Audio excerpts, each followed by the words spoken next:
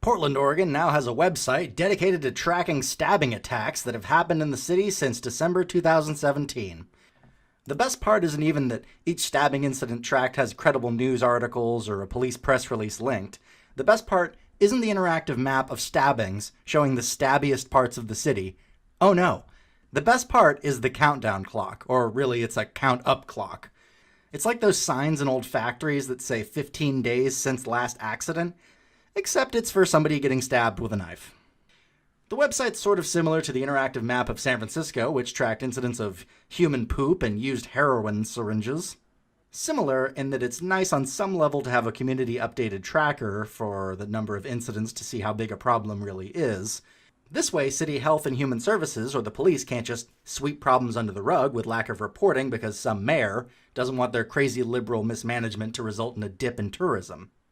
But more than these sites being just informative or a public safety resource, they are inherently darkly hilarious, and their unstated goal is to frankly embarrass politicians into finally taking serious action. So, what's the skinny on stabbings in Portland, Oregon? Well, there were 61 in 2018, and there's been 30 so far in 2019 up to May 28th. 6 out of the 23, or roughly 26%, of the stabbing perpetrators were homeless people so far in 2019. And 8 out of the 30, 26% again, of stabbing victims were stabbed by homeless people. Why did they call the website STABTOWN? Here's a little history lesson for why that nickname is even funnier than you think. The city of Portland colloquially goes by a few nicknames: Rose City, Stumptown, Rip City, and Slabtown. Why Slabtown? Well, you see, in the 1870s, a new lumber mill opened on Northrop Street. The mill threw away scrap wood from cut logs called slab wood, which residents, particularly poorer residents, collected as a source of cheap heating and cooking fuel.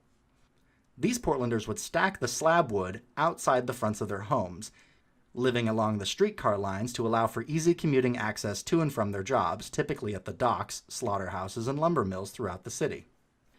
Because of the difficulties of areas with low socioeconomic status and correlations to crime rate, Slabtown quickly became known as a rougher part of the city, leading to some people believing that it earned its nickname because you might end up dead on the slab if you spent too much time in that part of town, thus Slabtown.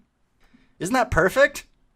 I personally did a little math and figured out that in 2018, the likelihood of being stabbed in Portland was 46 times higher than the likelihood of being stabbed in the rest of the United States.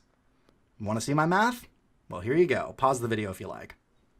So if you think this mind-bogglingly fucked up situation is as hilarious as I do, or you want to support these guys who are rubbing Ted, I'm not a nutcase Mayor Wheeler, and Danielle Outlaw's noses in the repercussions of their anti-police, homeless junkies welcome policies, feel free to follow them on Twitter and head to their website stabtown.com and buy some of their merchandise. What a great conversation piece a shirt like this would be. Just think how well I've set you up for being able to be a sparkling conversationalist. Do yourself a favor and look like a well-read man about town with your finger on the pulse rather than a finger up your ass for once in your life. Sayonara, nerds. Till next time, remember, they bring a knife, you bring a gun. That's the Chicago way.